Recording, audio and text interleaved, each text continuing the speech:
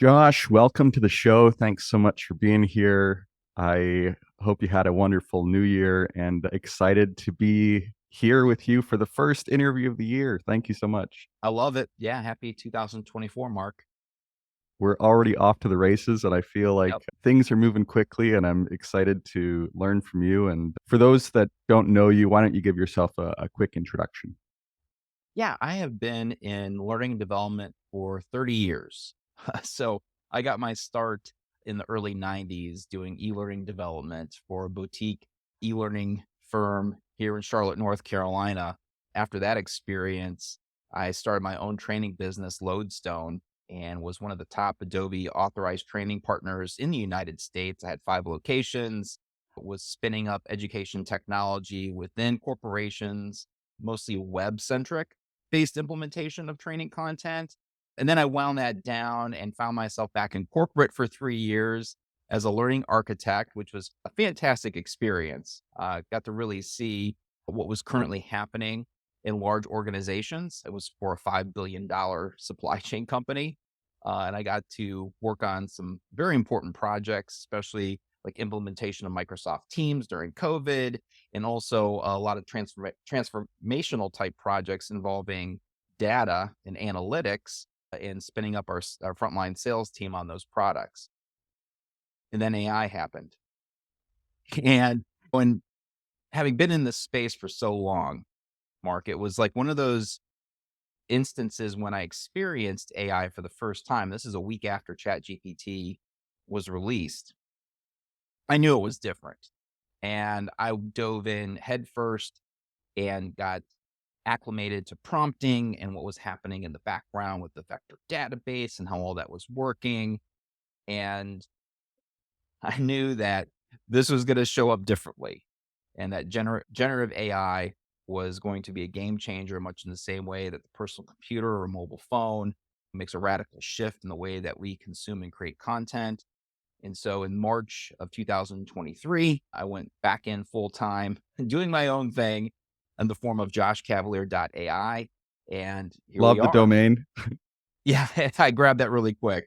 Yeah, exactly. What's interesting is like years ago, I was talking about educational video, and I thought that AI was going to show up in the form of vision analysis of educational video. Like there was a lot of work that was being done at MIT and IBM around vision like 5 or 6 years ago. And that was my take on AI, that we are going to have these applications that we're going to be able to inspect video, see exactly what was happening in the video and recreate videos for us that was personalized for us. And now taking a look at what's happening currently, I think that's going to happen, but it's all going to be generated from new content or using diffusion models to create that video based content as opposed to taking original video and reconstituting it. Man, that may still happen, but I have a feeling that there is going to be a massive shift in the quality of generative AI video to where we may not even have to go ahead and record original video to get the same effect. Yeah, we're seeing it with audio, and video is usually just a bit behind, right? That's right. Yeah, right before I took a break here at the end of the year, the last post I made on LinkedIn was a trailer for the Fantastic Four.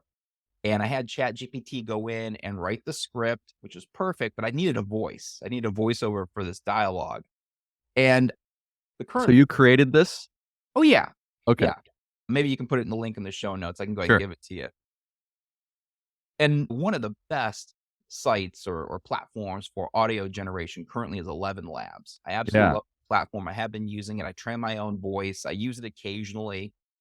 I'm also a big fan. It's Yeah. it's incredible. But one of the new features that they have is the ability for you to go ahead and cut your own voice or use some other voice and then use a model to go in and uh, using the same tone and the same inflection, redo that voice. So for myself, I was like, okay, well, let me go ahead and cut this audio using my own voice and using the own inflection and adding some drama in there, but Hmm.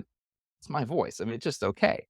But then I can go ahead and select the voice of somebody that actually sounds like somebody who's gonna be a voice on these trailers, and it is absolutely amazing. So you can take a look and a listen to this Fantastic Four video, but it just shows you how far we've come in just a year with the ability to go ahead and create movie trailers using 4-second clips at a time, showing movement and getting the emotion that's in there. Now, it's not perfect, but you get these What? videos from Pika or Runway, and it's just okay.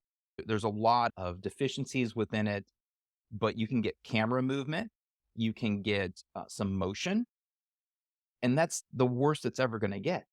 So Right. this time next year in 2025, I can't even envision like where it's going to be, to the point where individuals who may have not been used to creating video, or it was not approachable to them personally, either because of the gap in knowledge and skills required to create video, or there's barriers as far as they didn't have the right equipment or tools or anything like that.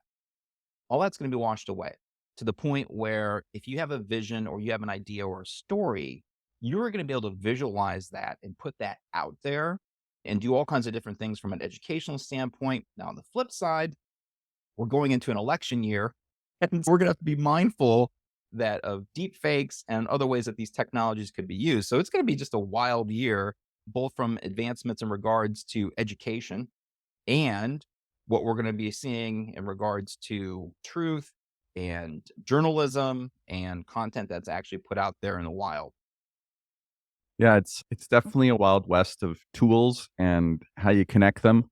And do you have the right chat stack? Yeah. How are all your systems connected? Talking a little bit more about this video, you said you used 4-second clips. I know there's a few different tools that you probably use to stitch it all together. What what are some of your favorites for video movement? Mhm. Yeah. So I have been using Runway Hmm. Gen 2 with the motion brush. And this allows you to get some refinements in regards to what is stationary or what is moving within the frame.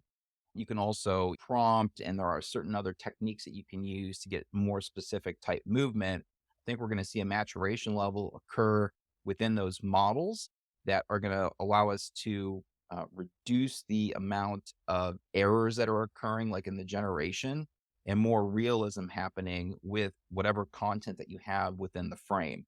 So Runway is like my favorite right now. Pika, uh, the first version, it does well, but I think there's some leaders that are out there. Now, all of my Runway type content begins with Midjourney 6. So I'm doing photorealistic images and then taking those photos, bringing them into Runway, and then generating the 4 seconds. Now, you can go beyond 4 seconds, but you get a degradation in quality that occurs the farther out that you get with the generation of the video. Hmm. Yeah, it's I would love to explore Runway more. It's not one of the tools that I've really dug into, so I appreciate the nudge Yeah, to sure. experiment. When it comes to e-learning, there's a lot of Mhm. different software out there. What have you learned over the years? Yeah. So when thinking about content creation. And again, I'm just going to keep it to e-learning because there's all kinds of different types of media that you can use for educational content. Everything as simple as like a job aid that's just text and images, Mhm. to interactive games. There's augmented reality, virtual reality. I'm just going to just focus in on e-learning for a second because I think it's with generative AI, it's the most attainable platform or way of producing content that the masses will be able to gravitate towards before we get into these advanced media types. But everything comes down to media uh, composition or putting media together. Think about like PowerPoint. PowerPoint allows you to go in and take images, audio, video, text, and put it together into a presentation. So when we talk about e-learning, now we get into interactivity, to where there can be simple quizzes or even clickable objects, and you're interacting with the environment to get an immersive experience to hopefully transfer knowledge or skills or change behaviors along the way. That being said, one thing I see happening, and this is with the large players in the e-learning space that have tools to create e-learning content, this would be Adobe and Articulate, is that they're integrating generative AI content creation within the application. So how does that show up? Well, Mark, let's say that do you have any hobbies? What? You have I any, like to play. I like to play the guitar. all right. So let's say we want to go ahead and create a course on how to play a guitar, maybe just an intro and playing the guitar. Perfect. You'll be able to go into Adobe Captivate, which is one of their e-learning development tools. And I saw a demonstration of this in October. So this is not like just made up. I mean, I saw the demo of it live, and this is a function that they're working on currently. I don't know when they're going to release this, but I could see the writing on the wall as far as where things are headed. So let's say we want to do a basic course on playing guitar. I can go in and prompt the application to create an outline. All right. So good. We get a prompt, and then using either Chat GPT or GPT-4 or 3.5 or some other model in the background, it gives me an outline of learning basic chords or reading music or whatever the case may be. I can assess that. Hey, this looks great. Now go ahead and generate the course for me. And it will go in and take each one of those topics in the course outline and generate content for each slide. In addition to that, it will create media, and I suspect eventually create interaction types. I didn't see interaction types. I did see images, and I did see text. Video makes sense. But here's a really cool thing. With the Adobe platform, they have access to Adobe Firefly, which automatically you can create images from that, right? Hmm. So it takes the topic or the title of that particular slide, leverages it for the media that's required on that, and then it automatically lays everything out. And before my eyes, I saw this course being created automatically. And you look at that and go, whoa, that looks pretty good as it is. I probably just need about another 10 or 20% to go in and tweak this thing, and then we can call it done.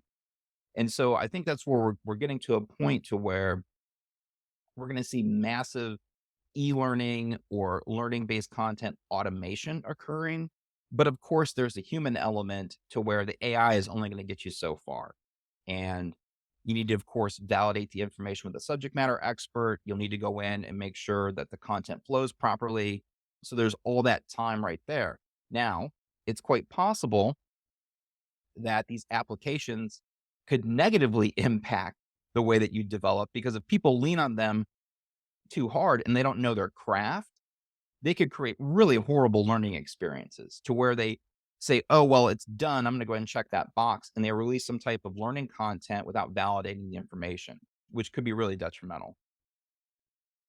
A lot of good points, and I haven't seen that Captivate demo, but I've seen what ChatGPT can do. It's kind of been a big sandbox for me, but I've used it as a tool to help me learn by having it quiz me and do what I can inside it. So connecting the dots, a company like Adobe certainly has the capabilities across the board to come up with something that's really in service to rapidly creating e-learning. And to your point, it's an idea I've heard before of this like 595 rule, where you're coming in for that first 5% and setting it in the right direction. And then you're coming in for that last 5% and making sure that it did as you requested. And maybe it's more 80/20, but there's definitely going to be some incredible advances for automating courses and having experts really focus on other aspects of the development. Yeah. Which of the areas after you kind of get the course going do you enjoy most in terms of your adding your polish and touch on the course? Hmm. Yeah, I think it comes down to just evaluating, thinking about your audience and the personalization that needs to go in there.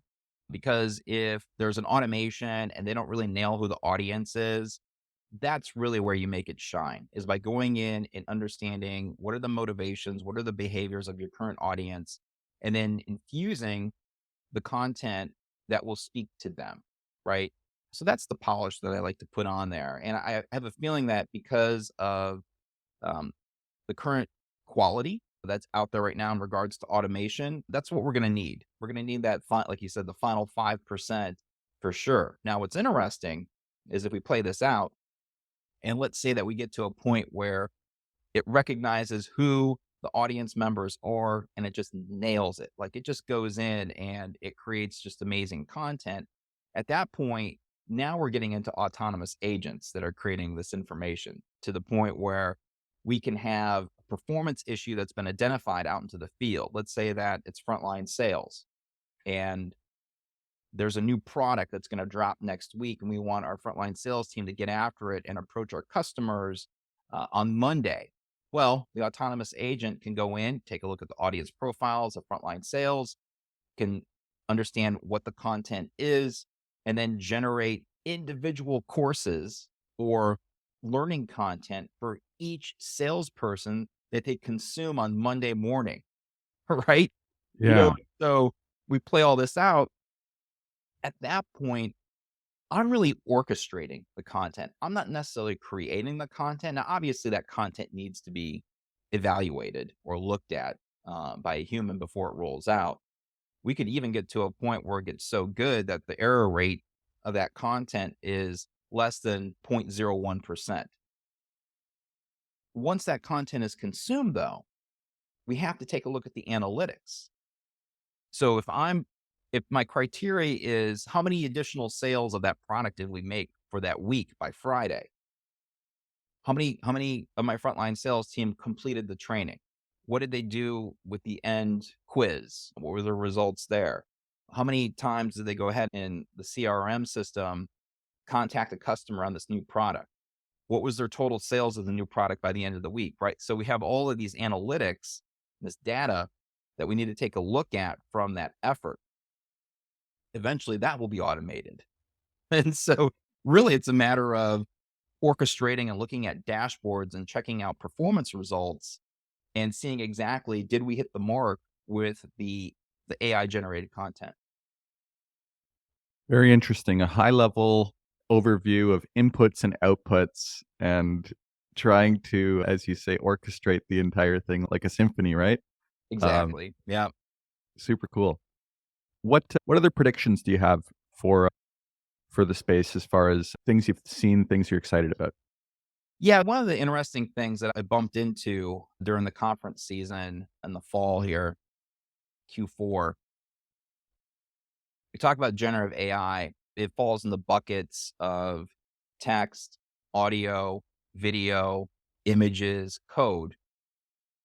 But one item that is very rarely talked about is biometric data, right? So information about what's happening to a human over time and getting that information and using it to generate additional content or results or reports or anything like that.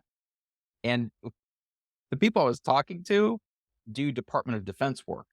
And so here's an example. If somebody is learning how to use a weapon or fire a gun or something like that, they can put biometric information or equipment on them to understand what's going on with their heart rate and how they're reacting to the situation. Now, that type of technology could also be used in the workplace in safety situations. So if we are putting somebody through a simulation, we can go ahead and get biometric information as far as like where were they looking?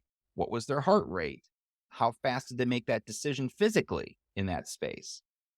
And I have a feeling that area is going to be massive. It's going to be a huge area of expansion when it comes to generative AI, just as an input type.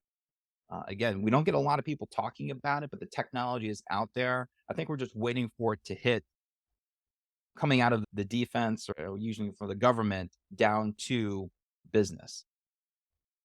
It is something that doesn't get talked about a lot. In a business context, where do you see the inputs coming for measuring this kind of stuff? We all have smartwatches. What comes to mind with how we're tracking some of these more unusual business metrics? Yeah, I mean, it could be watches, it could be rings, it could also be glasses doing eye tracking and checking out what's happening with pupil dilation.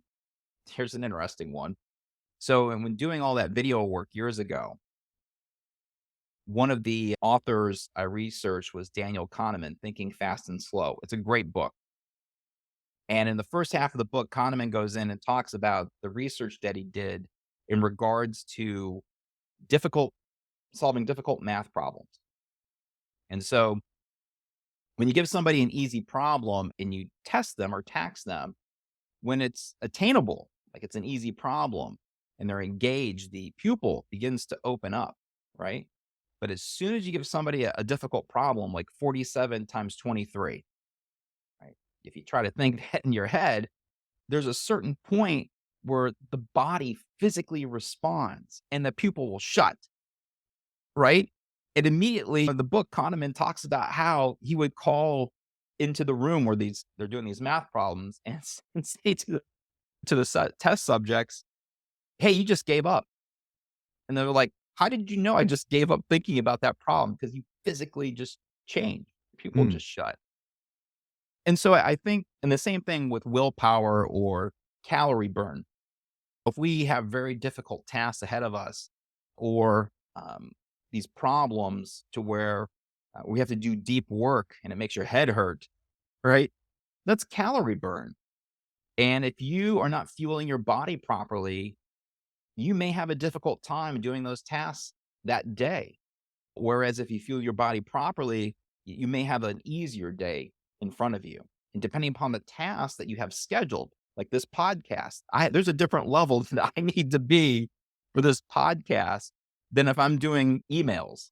And so we could have AI take a look at your schedule and go, well, based upon your diet, this is the diet I recommend for you for the next day's work. I love that. The idea of having your calendar controlled or at least suggested based on energy levels. That's really cool. Yeah, and it goes with sleep patterns too. I mean, I do my best work is like from 6 a.m. to 9 a.m. And so when I'm doing my writing, when I'm doing my deep work, I do that. And then I do a different type of work, like emails and things like that after 10. And I'm telling you, like after 3 o'clock, I'm just like, I'm toast. And I could take a break and then and pick up and do some other types of work in the evening. But that deep, best work is in the morning time for me. And everybody has a different schedule. Some people jam at midnight, 1 a.m. I'm already asleep 4 hours by then. So I'm on a pretty similar schedule to you, and tend to agree that, at least for me, those morning hours are 10 times more productive than after 3 o'clock. I yeah, similar gotta do some exercise or something at that point because the energy levels are just already put in quite a long day, and pick it up a little later for whatever else needs to be done, but, yes, bringing that morning energy to a podcast is always great. yeah. So it should be Um, interesting to see what happens with the biometric data. yeah, One other thing that I see is please. issues with copyright and how copyright's going to play out. We just saw the New York Times sue Microsoft and OpenAI about using all the New York Times articles for training data and those models. And it's going to be interesting to see where the courts land on these issues and if there's going to be any type of shift to accommodate AI within the copyright law, not just here in the States, but in Europe, other places. And so that's going to have a huge impact on how we use AI, is how the courts determine these lawsuits. And I think a lot of that's going to shake out in 2024. Yeah, it's brand new, right? This is the news, and it's gonna set precedents for a lot to come. So, I know those kinds of decisions don't happen very quickly, but Right. likely before the end of the year, we'll see what happens. I guess for now, the Wild West will continue, and people will use whatever data they can get their hands on to train their models. Yeah. Yeah. I think it's going to be fascinating as we see the progress of generative AI continue to exponentially just accelerate. Meanwhile, we still have old copyright laws. And even if there's new judgments, you could still have technology accelerate past those judgments to where we're still in the same situation. So hopefully, if there's Right. any kind of new perspectives or new laws around copyright, it's in consideration of future technology or what may potentially happen when we have a completely AI generated movie, let's say, put out by a studio, like who owns the rights to that? What is the copyright of that? Is it copyrightable? And I think that's one of the things that's actually holding back advertising and marketing and entertainment around these areas is what happens if I put information or put some type of media out there that's fully AI generated, but I can't copyright it. That's a problem. That's like limiting what potentially could be put out there from an entertainment or even training and education standpoint. I think it's going to be this. Was it modified? Okay. That's how I feel it's going to shake out. Is did you modify it? And even if it's changing a filter, you have to modify it in some way, then you can put your name on it. That's Right. but because everyone's going to use it in some way.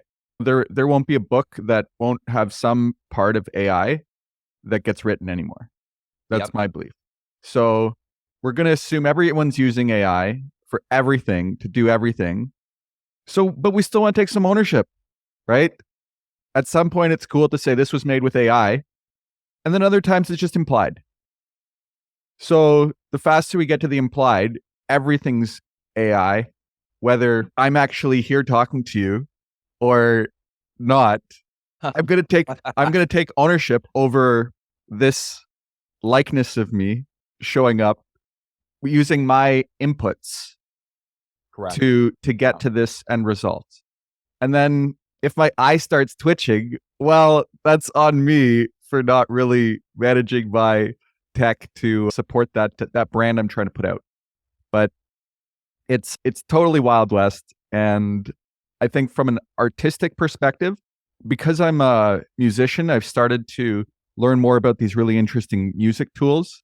Suno.ai, have you heard of that one? I have. Yes.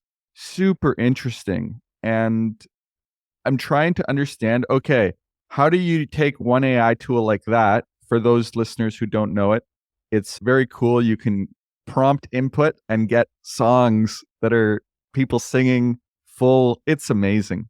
And then there's another one that I found called Moses or Moises, Moises, Moises AI.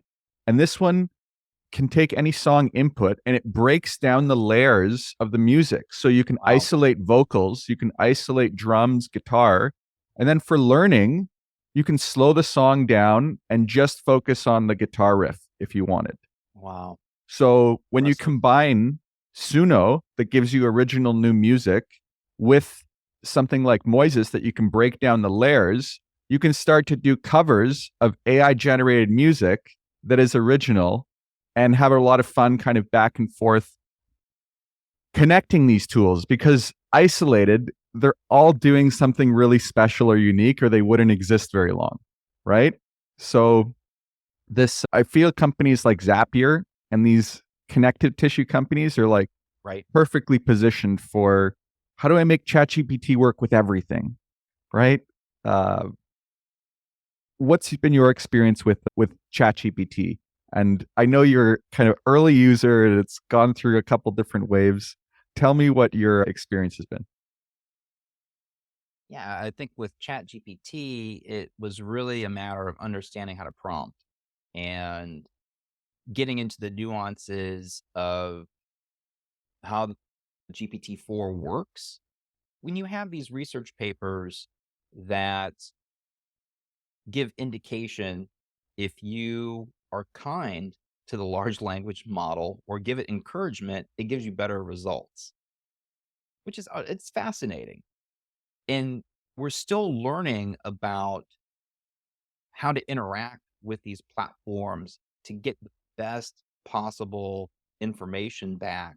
And I have a feeling that as we continue to go into multimodal beyond text, like now we have Dolly integration in with Chat GPT. We have yet to even do audio and video and biometric information into the GPT platform. So there's a lot of upside just with that model or how they're hooking up other models. I know that with Google Gemini, it is truly multimodal, that it's a single model that can do all forms of media. Sorry about that. That was my dog. That's okay. So yeah, it's going to be wild to see where things go with these big or large closed models and how open source or open models are going to be handled. Yeah, I haven't experienced much use of Gemini yet, but looks very exciting. What's been your have you found any interesting use cases with some of the experiments you've run there? Well, when these new models come out, I have to choose my battles, right? Yeah. And because there's so much movement, there's so much happening, and in trying to wrap my arms around what it means to create educational content or content that's increase human performance, I have to keep my eye on not just text, but what's happening with images and Midjourney and Leonardo and all these other tools that are out there for doing audio and video and so on. Now, when a new model like Gemini comes out, I am going to go ahead and test it. So I do have control statements or control questions that I use to verify and check and see, is this giving back a really good response? Mhm. And so what I noticed with, and this is through Bard because Google updated Bard to give you access to Gemini Professional, that was just okay. Like it was a little bit better than GPT 3.5, but it wasn't as good as 4, at least in my experience with my control statements. Now, can that improve over time? Of course it can. And so we need to be nimble. And one of the things that I've been seeing with, at least with my corporate customers, is that the associates are getting access to AI, but it's through the protections and security of IT, right? And so it's interesting because in some instances, those customers are able to use models, but they don't know what those models are. Like IT will give them access. They can go ahead and prompt, even generate images, but they don't know what models are being used. In other instances, you could actually hit a drop down and choose which model you want to use and then prompt against that. So, yeah, it's interesting to see the difference between what's occurring within companies that are putting up these security options versus going out and getting access to the latest models and enhancing your craft or becoming a better version of yourself with the latest and greatest that's out there in the marketplace. You think security is a bit of a hindrance for some companies that would like to move quickly, but Right. are at the mercy of, slow rollouts? Yeah, totally. There are some industries, banking, finance, insurance, medical, or health, those securities that they need to be at a certain level. And unfortunately, that is going to put barriers in for individuals who really want to ramp up how they use AI. They're really only going to be able to use what has been tested and accepted within their whole entire ecosystem, which, uh, who knows what that's going to look like if it shows up at all. Because there are some companies like, nope, no AI. I think that'll change over time once they work with their vendors on these secure platforms. But yeah, it's going to vary out there in the marketplace. Again, you're going to have this massive acceleration happening out there in regards to the quality of generative AI. But how fast are companies going to respond? They may give you access to certain models, but then all of a sudden there's a shift in the marketplace. And let's say that Google leap GPT-4, but how long before you have access to that model behind the corporate firewall? Right? So it's going to be interesting to see how all this plays out and how companies respond. And also as an individual in your own profession and what you're trying to do with your career, how much work are you going to be doing outside of that corporate governance in working with the latest and the greatest models that are out there? Yeah, that's where I see if people can't use it, they're going to find a way. It's just, Oh yeah. it's imagine not being able to use Google at work years ago. Right. Yeah, You're you're on Internet Explorer, and if you got a phone, you're using Chrome or something. Or that's correct. Yep. so people find a way, and if the pull is strong enough. And I think with these AI tools, especially as a basic, a ChatGPT Pro or something, can be so powerful for productivity that if someone's using it personally, they're gonna be asking the questions and trying to get that integrated somehow at work. And if you look at ChatGPT's enterprise level, there are a ton of companies that they've integrated some way. So they're definitely alleviating a lot of the concerns, but there are certain Yep. industries that are gonna have higher, greater levels of security, right? Like you Yep. talked about banking and things like that. That you got to be careful. But for the solopreneurs, these businesses that are nimble, there's not these security things. I feel the biggest challenge is not having enough time to both distill everything and then take action.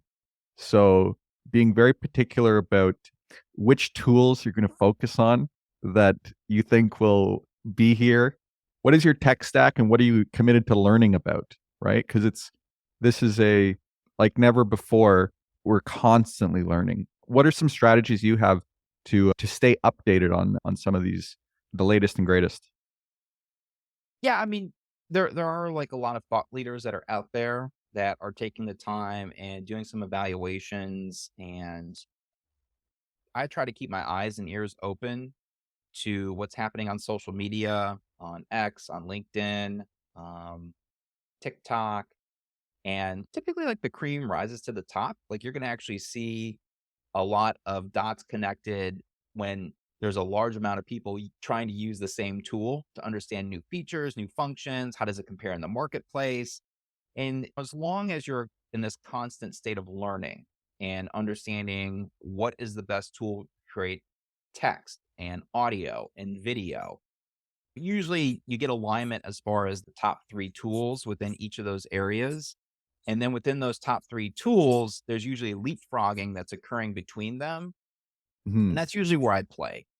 Will I go outside of that occasionally? But I really don't have the bandwidth for that. I'm trying to understand how workflows are modified and adjusted within human performance just within these areas. So I like to go deep in the tools and try to build mastery around them as opposed to knowing just a little bit about each tool.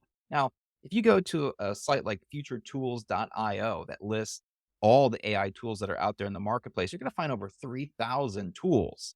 Like, how do you even begin to, even if you sort by just video based tools, how do you even begin to start to analyze, hey, is one better than another at a certain type of technique? Now, if you are doing a certain function, let's say that, like for this podcast, like the edit of the video edit, there are specific plugins or AI tools that will look at who's speaking and do the automatic camera change edit over time.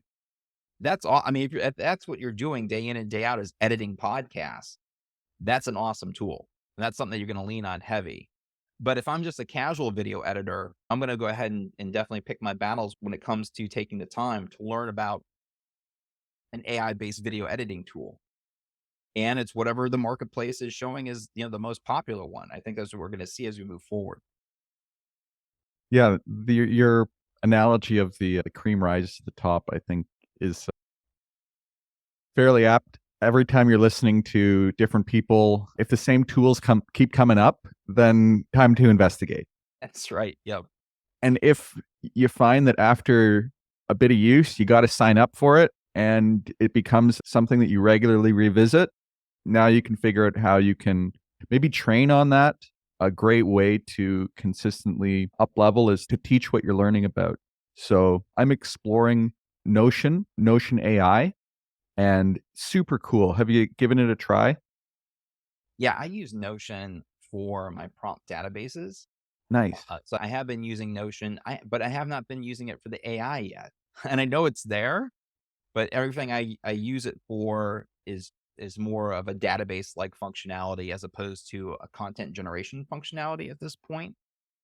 Now, what's interesting is that, like, when I evaluate tools, especially that are AI based, it needs to be such an advantage when it comes to workflow automation that it has to like massively increase my productivity for me to shift to a new tool.